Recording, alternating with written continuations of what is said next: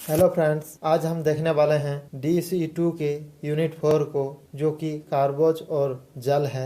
अगर आप इस टॉपिक को स्टार्टिंग से एंडिंग तक देख लेते हैं तो आपका इस टॉपिक से एग्जाम में एक भी क्वेश्चन नहीं छूटेगा। केवल आपको शांति से इस वीडियो को प्ले करके देखना है, आपको हर एक पॉइंट अच्छे से समझ में आ जाएगा और इस टॉपिक से एक भी क्वेश्चन एग्जाम में नहीं छूटेगा। तो चलिए हम इस टॉपिक को स्टार्टिंग करते हैं। तो पहला हम पढ़ेंगे स्थूल पोषक तत्व यानी कि मैक्रोन्यूट्रिएंट, जिसके अंदर आते हैं कार्बोज, प्रोटीन, वसा तथा जल। तो उसमें पहला पॉइंट कहा गया है, अब तक लगभग 40 आवश्यक पोषक तत्वों की खोज हो चुकी है, जिन्होंने रासायनिक संरचना तथा गुणों के आधार पर उन्हें कुछ वर्ग में बांटा गया है, जो कि है कार्बोज, जल, वसा, प्रोटीन, विटामिन और खनिज लवण। तो इसके बारे में हम आगे देखेंगे बेसिक से अच्छे तरीके से। तो हम इस टॉपिक में केवल कार्बोज और जल के विषय में पढ़ेंगे, जो कि स्थूल पोषक तत्व है। नेक्स्ट पॉइंट कहता है, हमारा शरीर को विटामिन तथा खनिज लवण की अपेक्षा कार्बोज, वसा, प्रोटीन तथा जल की अधिक मात्रा में आवश्यक होती है। यानी कि हमारे शरीर को विटामिन और खनिज लवण ये माइक्रोग्राम या फिर नैनोग्राम में चाहिए होता है, लेकिन कार्बोज, वसा, प्रोटीन तथा जल ये ग्राम में चाहिए होता है। नेक्स्ट पॉइंट कहता है, इन पोषक तत्वों को दो वर्ग में बांटा गया है। पहला है स्थूल पोषक तत्व यानी कि मैक्रोन्यूट्रिएंट, और दूसरा है सूक्ष्म पोषक तत्व यानी कि माइक्रोन्यूट्रिएंट। स्थूल पोषक तत्व जो है मैक्रोन्यूट्रिएंट वो ज्यादा चाहिए होता है, जैसे कि कार्बोज, वसा, प्रोटीन तथा जल ये ज्यादा चाहिए होता है। लेकिन सूक्ष्म पोषक तत्व यानी कि माइक्रोन्यूट्रिएंट वो कम चाहिए होता है, जिसमें विटामिन तथा खनिज लवण आता है। नेक्स्ट पॉइंट कहता है, हमारे भोजन का अधिकांश भाग कार्बोज, प्रोटीन, वसा तथा जल होता है। इन्हें स्थूल पोषक तत्व यानी कि मैक्रोन्यूट्रिएंट कहते हैं। मैंने अभी आपको बता चुका हूँ कि कार्बोज, प्रोटीन, वसा तथा जल ये हमारे शरीर को ज्यादा चाहिए होता है, इसलिए उसको स्थूल पोषक तत्व यानी कि मैक्रोन्यूट्रिएंट कहा जाता है। नेक्स्ट हम देखेंगे, भोजन में विटामिन तथा खनिज लवण का भाग अपेक्षाकृत कम होती है, अतः इन्हें सूक्ष्म पोषक तत्व यानी कि माइक्रोन्यूट्रिएंट कहते हैं। यानी कि हमारा शरीर को विटामिन और खनिज लवण बहुत कम चाहिए होता है, कुछ नैनोग्राम में चाहिए होता है, इसलिए उसको माइक्रोन्यूट्रिएंट यानी कि सूक्ष्म पोषक तत्व कहा जाता है।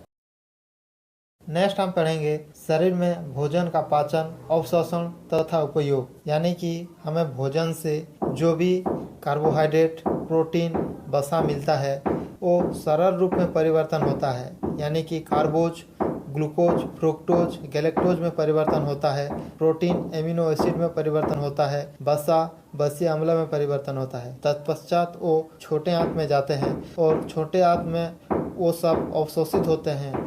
तत्पश्चात वो शरीर के विभिन्न अंगों को ऊर्जा देते हैं। तो उसमें पहला पॉइंट कहा गया है, पाचन प्रक्रिया का उद्देश्य है भोजन को सरल पदार्थ में परिवर्तित करना, जिन्हें शरीर आसानी से अवशोषित कर उनका उपयोग कर सके। यानी कि सरल रूप में परिवर्तन, जैसे कि कार्बोज का ग्लूकोज, फ्रुक्टोज और गैलेक्टोज में परिवर्तित होना, प्रोटीन का एमिनो एसिड में परिवर्तित होना, वसा का बसीय अम्ल यानी कि फैटी एसिड में परिवर्तित होना, तब जाकर इन पोषक तत्वों का अच्छे से हमारा शरीर उपयोग कर सकता है, वरना नहीं। नेक्स्ट पॉइंट कहता है, पाचन प्रक्रिया के दौरान भोजन के कुछ पोषक तत्व जैसे कार्बोज, प्रोटीन तथा वसा ये सरल रूप में परिवर्तित होते हैं, जबकि भोजन के अन्य पोषक तत्व जैसे जल, खनिज लवण तथा विटामिन बिना किसी परिवर्तन के अवशोषित हो जाते हैं। यानी कि कार्बोज जो कि है वो ग्लूकोज, फ्रुक्टोज और गैलेक्टोज में परिवर्तित होता है, प्रोटीन एमिनो एसिड में परिवर्तित होता है, वसा बसीय अम्ल यानी कि फैटी एसिड में परिवर्तित होता है, लेकिन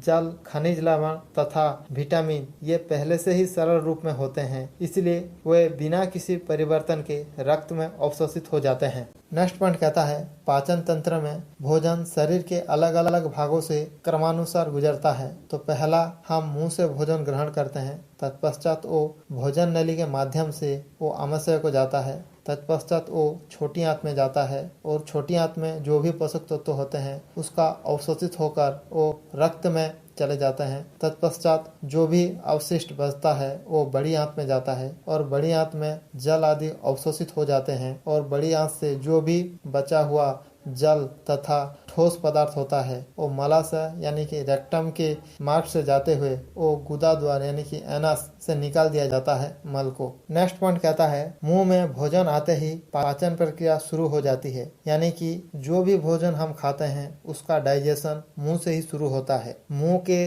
लार या सलाइवा में एक एंजाइम पाया जाता है जिसे एमाइलेज यानी कि टाइलिन कहा जाता है। ये कार्बोहाइड्रेट यानी कि स्टार्च, जो कि कार्बोहाइड्रेट का एक कॉम्प्लेक्स फॉर्म होता है स्टार्च, इसको सरल रूप में तोड़ता है। नेक्स्ट पॉइंट कहता है पाचक रस यकृत या अग्न्याशय द्वारा स्रावित किया जाता है। इन पाचक रसों में कुछ रासायनिक पदार्थ होते हैं जिन्हें एंजाइम के नाम से जाना जाता है। ये एंजाइम प्रोटीन होते हैं और रासायनिक क्रिया की गति को तेज करते हैं, यानी यकृत द्वारा पित्त रस स्रावित होता है जो कि फैट को वसा अम्ल में तोड़ता है, और अग्न्याशय द्वारा ट्रिप्सिन स्रावित होता है जो कि प्रोटीन को छोटे पेप्टाइड में तोड़ता है।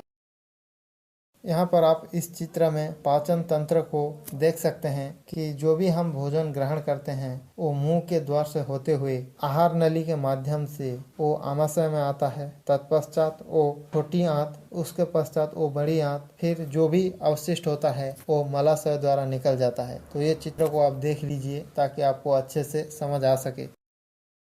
अब हम देखेंगे भोजन का पाचन के बारे में।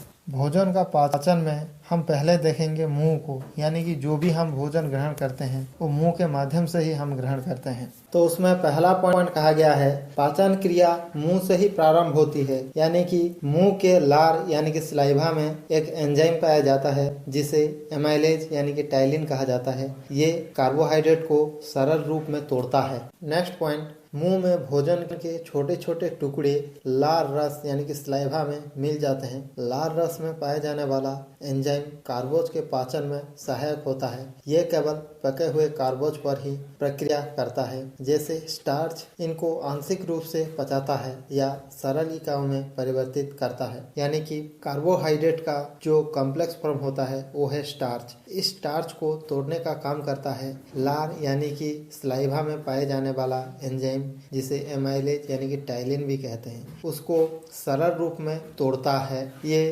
कार्बोहाइड्रेट यानी कि उसके कॉम्प्लेक्स फॉर्म जो कि स्टार्च को सरल रूप में तोड़ता है ताकि शरीर उसको उपयोग कर सके। अब हम पढ़ेंगे आमाशय, यानी कि हम जो भी भोजन मुंह से ग्रहण करते हैं वो आहार नली माध्यम से वो आमाशय में आता है। नेक्स्ट पॉइंट, लार रस मिश्रित भोजन मुंह में नलीनुमा संरचना जिसे आहार नली कहते हैं से होता हुआ आमाशय में पहुंचता है। यहाँ भोजन पाचक रस जिसे आमाशयी रस यानी कि गैस्ट्रिक जूस कहते हैं से मिलकर पतले द्रव के रूप में परिवर्तित हो जाता है, जिसकी प्रकृति अम्लीय होता है। यानी कि हम मुंह से जो भी भोजन ग्रहण करते हैं वो आहार नली के माध्यम से वो आमाशय में आता है, और आमाशय में एक आमाशयी रस यानी कि गैस्ट्रिक जूस जिसे कहते हैं वो आमाशय से स्रावित होता है, और ये रस हम जो भी भोजन ग्रहण कर चुके हैं उस भोजन से मिलकर एक जलीय अंश में परिवर्तित हो जाता है ताकि आगे की पाचन क्रिया हो सके।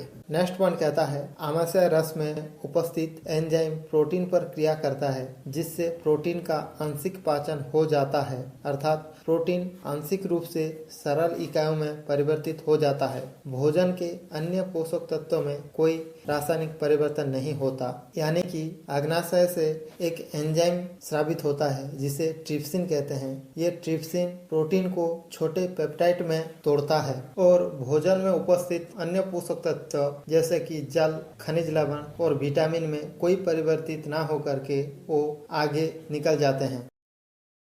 अब हम पढ़ेंगे छोटी आंत के बारे में। यह मोस्ट इम्पोर्टेंट है क्योंकि हम जो भी भोजन ग्रहण करते हैं उसमें जो भी पोषक तत्व होता है उस पोषक तत्वों का अवशोषण छोटी आंत में ही होता है, और छोटी आंत में ही वो रक्त में घुल जाता है। पहला पॉइंट कहता है आंशिक रूप से पचा भोजन आमाशय से छोटी आंत में जाता है और यहाँ पाए जाने वाले पाचक रस जिसे आंत रस कहते हैं में मिल जाता है। यानी कि जो भी भोजन हम ग्रहण करते हैं वो आमाशय से आने के पश्चात वो छोटी आंत में चला जाता है। नेक्स्ट पॉइंट, छोटी आंत में अग्नाशय तथा यकृत से भी रस स्रावित होते हैं। यकृत से निकलने वाले रस को पित्त रस तथा अग्नाशय से निकलने वाले रस को अग्नाशय रस कहते हैं। यानी कि यकृत से जो भी रस निकलता है उसे पित्त रस कहते हैं। वो फैट को वसा अम्ल में तोड़ता है, लेकिन अग्नाशय से जो एंजाइम स्रावित होता है उसे ट्रिप्सिन कहते हैं। और ट्रिप्सिन का काम होता है कि प्रोटीन को छोटे पेप्टाइड में तोड़ना। नेक्स्ट पॉइंट कहता है पित्त रस वसा के पाचन तथा अवशोषण में सहायक होता है। यानी कि यकृत से निकलने वाला जो रस होता है वो पित्त रस होता है। ये पित्त रस यकृत के गल ब्लैडर में वो स्टोरेज होकर के रहता है। ये पित्त रस का काम होता है कि वसा को पचाना और उसको अवशोषण करने में ये मुख्य भूमिका निभाता है। नेक्स्ट पॉइंट अग्नाशय रस तथा आंत रस में उपस्थित एंजाइम वसा, प्रोटीन तथा कार्बोज पर क्रिया करके उन्हें सरल पोषक इकाइयों के रूप में बदल देते हैं। यानी कि भोजन में जो भी पोषक तत्व होते हैं उन पोषक तत्व छोटी आंत में ही आपको देखने को मिलेगा उसका सरल रूप को। नेक्स्ट पॉइंट इन सरल पोषक इकाइयों का शरीर में आसानी से छोटी आंत में अवशोषण हो जाता है और ये रक्त धारा में पहुंच जाते हैं। यानी कि जितने भी पोषक तत्व होते हैं वो छोटी आंत में अवशोषित होकर के रक्त में घुल जाते हैं। इसको अब्जॉर्प्शन कहा जाता है। नेक्स्ट हम पढ़ेंगे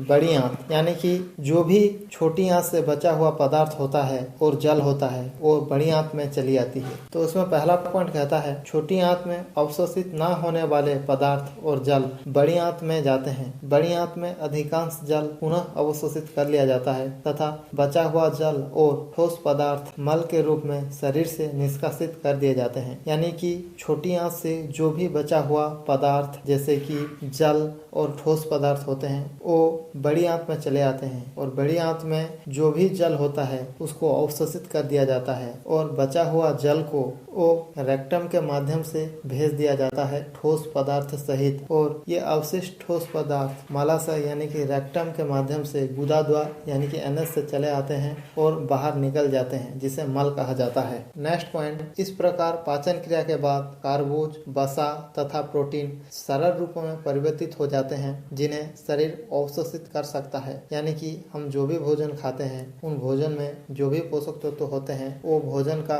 सिंपल रूप होता है जिससे हमारा शरीर उपयोग कर करके शरीर के विभिन्न अंगों को ऊर्जा प्रदान करता है। नेक्स्ट हम पढ़ेंगे पाचन क्रिया के अंतिम उत्पाद। यानी कि भोजन में जो भी कार्बोहाइड्रेट, प्रोटीन, वसा होता है उसको सरल रूप में तोड़ने के पश्चात वो क्या बनते हैं उसको हम देखेंगे। पहला पोषक तत्व है कार्बोज यानी कि कार्बोहाइड्रेट। वो परिवर्तित होकर के ग्लूकोज, फ्रुक्टोज और गैलेक्टोज में परिवर्तित होता है। दूसरा है प्रोटीन। ये प्रोटीन परिवर्तित होकर एमिनो एसिड में परिवर्तित होता है। नेक्स्ट है वसा। ये वसा परिवर्तित होकर वसा अम्ल या फिर फैटी एसिड में परिवर्तित होता है। नेक्स्ट है सेल्यूलोज और अन्य प्रकार के रेशे। इसमें कोई प्रभाव नहीं पड़ता, ये परिवर्तन नहीं होते हैं और मल के रूप में शरीर से निष्कासित हो जाते हैं। और एक चीज मैंने आपको ऊपर बता चुका हूँ कि जल, खनिज लवण तथा विटामिन ये बिना किसी परिवर्तन के शरीर में अवशोषित होते हैं। क्योंकि ये पहले से ही सरल रूप में होते हैं इसलिए वे बिना किसी परिवर्तन के रक्त में अवशोषित हो जाते हैं। नेक्स्ट हम देखेंगे भोजन का अवशोषण यानी कि अब्जॉर्प्शन। तो उसमें पहला पॉइंट कहा गया है भोजन का अवशोषण छोटी आंत में होता है। पचने के बाद छोटी आंत में मौजूद सरल पोषक इकाइयां शरीर में उपयोग की जा सकती है। जब वे रक्त धारा में प्रवेश कर जाएं, ये अवशोषण यानी कि अब्जॉर्प्शन कहलाता है। यानी कि भोजन में जो भी पोषक तत्व होते हैं वो पोषक तत्व शरीर के रक्त में मिल जाने को ही उसे अवशोषण यानी कि अब्जॉर्प्शन कहते हैं। ये छोटी आंत में होता है और बचा हुआ जल जो कि बड़ी आंत में अवशोषित होता है। नेक्स्ट पॉइंट छोटी आंत की दीवार उंगली नुमा संरचनाओं से बनी होती है जिन्हें रसांकुर यानी कि वैली कहते हैं।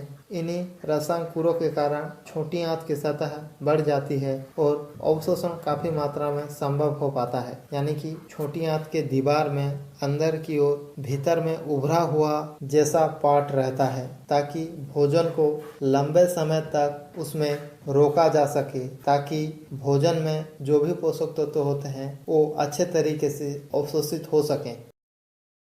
यहाँ पर आप देख सकते हैं भोजन के पाचन और अवशोषण की प्रक्रिया के बारे में, यानी कि हम जो भी भोजन ग्रहण करते हैं वो किस किस मार्ग से होकर गुजरती है और अंत में अवशिष्ट पदार्थ मलाशय यानी कि अनस द्वारा बाहर निकल जाता है। इस चित्र में आप स्पष्ट देख सकते हैं।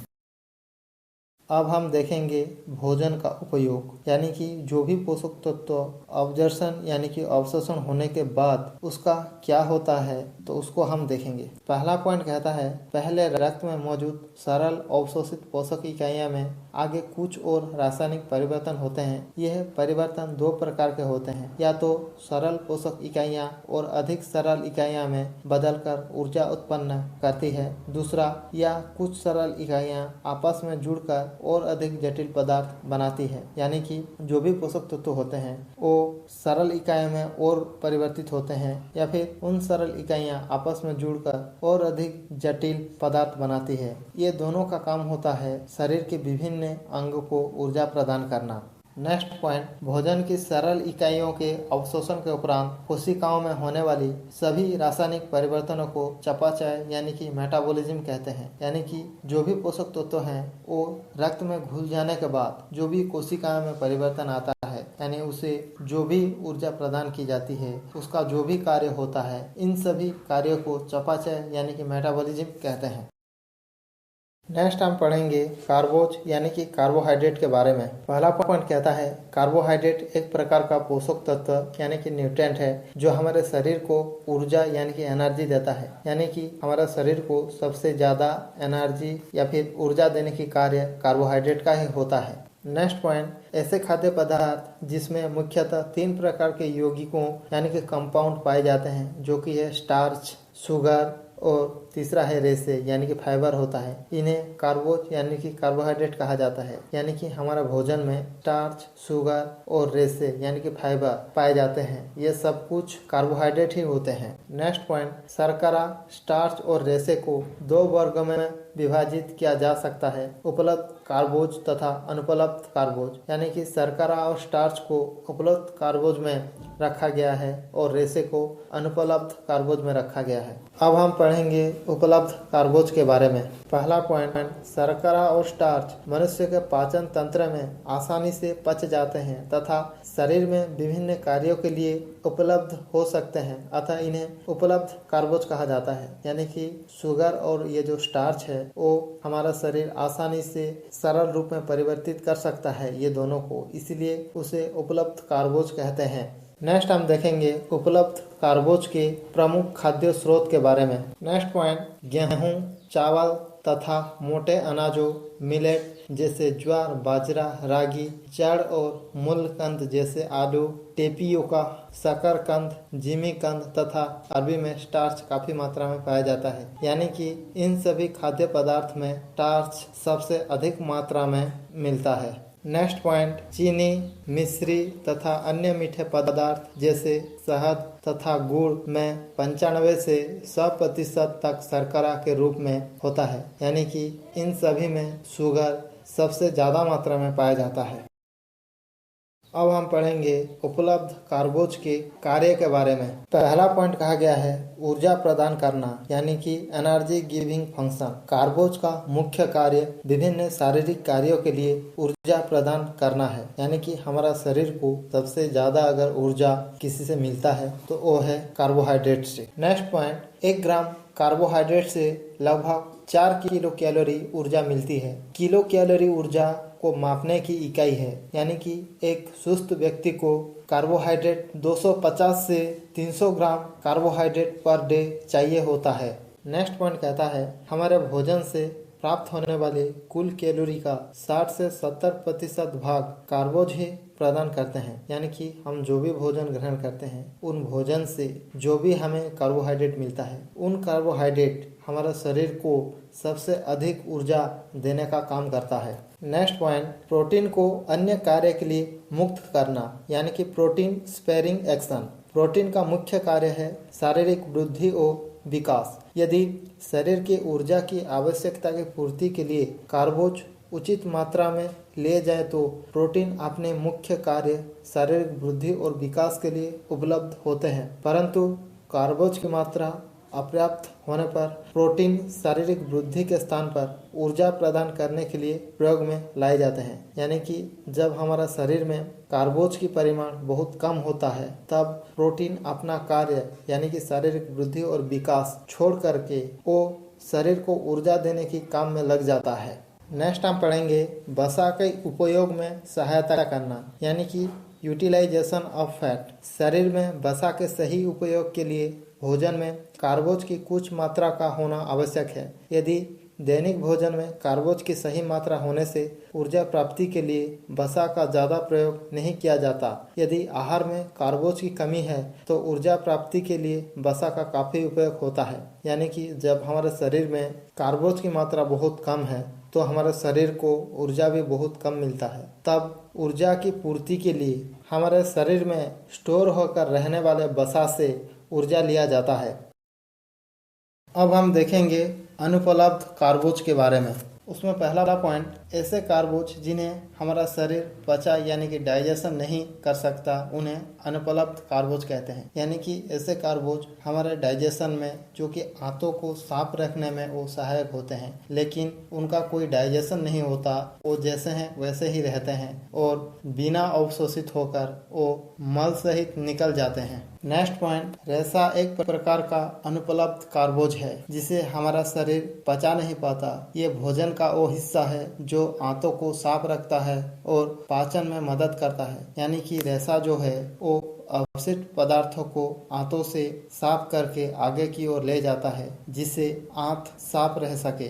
नेक्स्ट पॉइंट, ये ऊर्जा तो सीधे नहीं देते लेकिन शरीर के लिए बहुत जरूरी होते हैं। रेशा के कुछ उदाहरण हम देख लेते हैं। सेल्यूलोज जो कि हरी सब्जियों में यानी कि वनस्पतियों में प्राप्त खाद्य पदार्थ है। पेक्टिन फल जैसे सेव अमरूद में पाए जाते हैं। हेमीसेल्यूलोज साबुत अनाज में पाए जाते हैं और लिग्निन बीज और अनाज के बाहरी भाग में पाए जाते हैं। यानी कि सेल्यूलोज, पेक्टिन, हेमीसेल्यूलोज और लिग्निन ये सब कुछ रेशे हैं। अब हम देखेंगे कि कौन से खाद्य पदार्थ में रेशे पाए जाते हैं, तो उन खाद्य पदार्थ के स्रोत को हम देखेंगे। पहला पॉइंट कहा गया है रेशा अनाज तथा दालों की बाहरी परत में पाया जाता है। गेहूं के दाने, गेहूं का आटा तथा साबुत छिलके वाली दालें जैसे उड़द की दाल, राजमा, लोबिया आदि में अधिक मात्रा में रेशा पाया जाता है। यानी कि ये सब कुछ रेशे का मुख्य खाद्य स्रोत है। नेक्स्ट पॉइंट, अनाज के दाने तथा उनसे बने पदार्थ जिसमें अनाज की बाहरी परतें भी शामिल हैं साबुत अनाज या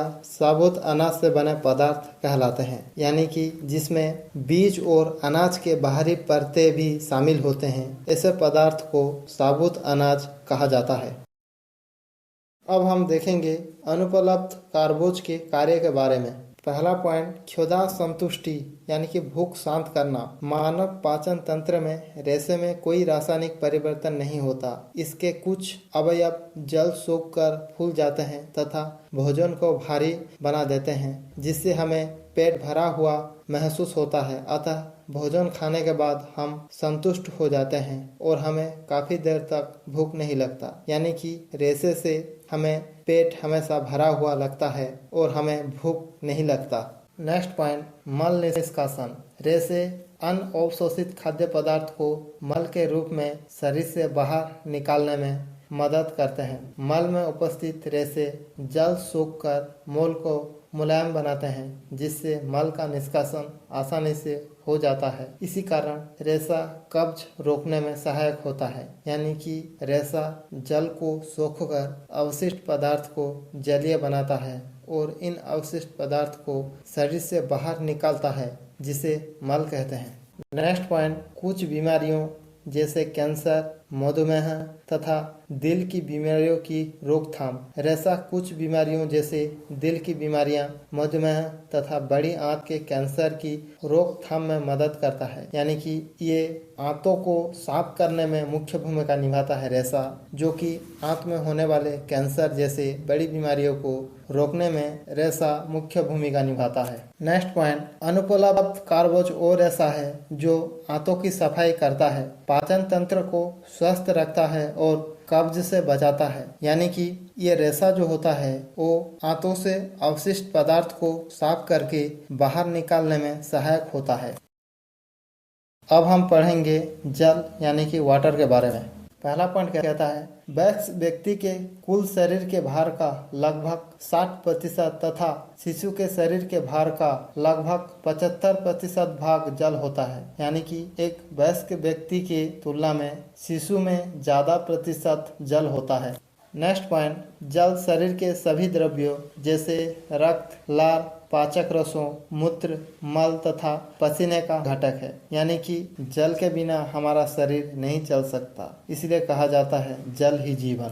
नेक्स्ट पॉइंट, सामान्य परिस्थितियों में शरीर का तापमान 98.4 डिग्री फ़ारेनहाइट या फिर 37 डिग्री सेंटीग्रेड या फिर 37 डिग्री सेल्सियस होता है। तो ये एग्जाम में बहुत बार पूछा गया है कि हमारा शरीर का तापमान कितना रहता है, तो आप फ़ारेनहाइट और डिग्री सेल्सियस या फिर सेंटीग्रेड में आप याद रखिए। नेक्स्ट पॉइंट, शरीर के तापमान नियंत्रण में भी जल की मुख्य भूमिका है। पसीने के रूप में जल की कुछ मात्रा शरीर से वाष्पित होती है। यह प्रक्रिया शरीर को ठंडा रखती है। यानी कि हमारा शरीर से जो पसीना निकलता है उससे हमारा शरीर का तापमान नियंत्रित होता है और हमारा शरीर ठंडा रहता है। नेक्स्ट पॉइंट, पाचन के सभी उत्पाद तथा पदार्थ पानी में घुल जाते हैं तथा रक्त के द्वारा शरीर के विभिन्न भागों में पहुंचाए जाते हैं। इसी तरह जल व्यर्थ पदार्थ को शरीर से निकालने में मदद करता है। यानी कि जल शरीर में जो भी पदार्थ होते हैं उसको एक स्थान से दूसरे स्थान में ले जाने में सहायक होता है। यानी कि स्थानांतरित करने में जल मुख्य भूमिका निभाता है। अब हम देखेंगे इस टॉपिक से related exam based important question को। तो उसमें पहला क्वेश्चन, निम्नलिखित में से कौन सा एक प्रमुख पोषक तत्व यानी कि मैक्रोन्यूट्रिएंट है? तो option A vitamin, option B खनिज, option C carbohydrate, option D iron. तो उसका करेक्ट आंसर हो जाएगा ऑप्शन सी कार्बोहाइड्रेट, क्योंकि कार्बोहाइड्रेट एक स्थूल पोषक तत्व है जिसे मैक्रोन्यूट्रिएंट भी कहा जाता है। क्वेश्चन नंबर 2, शरीर में कार्बोहाइड्रेट का मुख्य कार्य डैश है? ऑप्शन ए शरीर निर्माण, ऑप्शन बी ऊर्जा प्रदान करना, ऑप्शन सी हार्मोन नियंत्रण, ऑप्शन डी दृष्टि सुधार। तो उसका करेक्ट आंसर हो जाएगा ऑप्शन बी ऊर्जा प्रदान करना। क्वेश्चन नंबर 3, पाचन की प्रक्रिया डैश में शुरू होती है? तो ऑप्शन ए पेट में, ऑप्शन बी छोटी आंत में, ऑप्शन सी मुंह में, ऑप्शन डी बड़ी आंत में। तो उसका करेक्ट आंसर हो जाएगा ऑप्शन सी, मुंह से पाचन क्रिया शुरू होती है। नेक्स्ट क्वेश्चन नंबर 4, लार में पाया जाने वाला एंजाइम डैश पर कार्य करता है? ऑप्शन ए वसा, option B protein, option C पका हुआ स्टार्च, ऑप्शन डी सेल्यूलोज। तो उसका करेक्ट आंसर हो जाएगा ऑप्शन सी पका हुआ starch. Next question number 5, 1 gram carbohydrate लगभग डैश किलो कैलोरी ऊर्जा प्रदान करता है? Option A 2 calorie, option B 4 calorie, option C 6 calorie, option D 9 calorie. तो उसका करेक्ट आंसर हो जाएगा ऑप्शन बी 4 कैलोरी। यानी कि 1 ग्राम कार्बोहाइड्रेट में लगभग 4 किलो कैलोरी ऊर्जा देती है। क्वेश्चन नंबर 6, ग्लाइकोजन शरीर में डैश का संचय रूप है? ऑप्शन ए वसा, option B protein, option C glucose, option D पानी। तो उसका करेक्ट आंसर हो जाएगा option C glucose.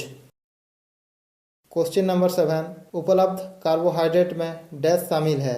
Option A शर्करा और स्टार्च, ऑप्शन बी सेल्यूलोज और रेशा, ऑप्शन सी प्रोटीन और वसा, ऑप्शन डी विटामिन और खनिज। तो उसका करेक्ट आंसर हो जाएगा ऑप्शन ए शर्करा और starch. Next question number 8, glucose को ग्लाइकोजन में बदलने की प्रक्रिया को डैश कहते हैं? Option A glycolysis, option B glycogenesis, option C lipolysis, option D प्रकाश संश्लेषण। तो उसका करेक्ट आंसर हो जाएगा option number B glycogenesis. Question number 9, निम्नलिखित में से कौन सा आहार रेशे का कार्य है? ऑप्शन ए ऊर्जा प्रदान करना, ऑप्शन बी कब्ज को दूर करना, ऑप्शन सी प्रोटीन निर्माण करना, ऑप्शन डी वसा पाचन। तो उसका करेक्ट आंसर हो जाएगा ऑप्शन बी कब्ज को दूर करना। क्वेश्चन नंबर 10, कौन से खाद्य पदार्थ रेशे के समृद्ध स्रोत है? ऑप्शन ए साबुत अनाज और दालें, ऑप्शन बी परिष्कृत अनाज, ऑप्शन सी मांस और मछली, ऑप्शन डी मक्खन और घी। तो उसका करेक्ट आंसर हो जाएगा ऑप्शन ए साबुत अनाज और दालें। क्वेश्चन नंबर 11, निम्नलिखित में से कौन सा कार्बोहाइड्रेट का कार्य नहीं है? ऑप्शन ए ऊर्जा प्रदान करना, ऑप्शन बी प्रोटीन संरक्षण, ऑप्शन सी जल नियंत्रण, ऑप्शन डी वसा उपयोग। तो उसका करेक्ट आंसर हो जाएगा ऑप्शन सी जल नियंत्रण। क्वेश्चन नंबर 12, पानी शरीर का तापमान मुख्य रूप से डैश के माध्यम से नियंत्रित करता है? ऑप्शन ए पसीना, ऑप्शन बी पाचन, ऑप्शन सी श्वसन, ऑप्शन डी चयापचय। तो उसका करेक्ट आंसर हो जाएगा ऑप्शन ए पसीना। क्वेश्चन नंबर 13, जल संतुलन का अर्थ है डैश। ऑप्शन ए पानी के सेवन और हानि का संतुलन, ऑप्शन बी केवल पानी पीना, ऑप्शन सी आहार में पानी कम करना, ऑप्शन डी ठंडा पानी पीना। तो उसका करेक्ट आंसर हो जाएगा ऑप्शन ए पानी के सेवन और हानि का संतुलन।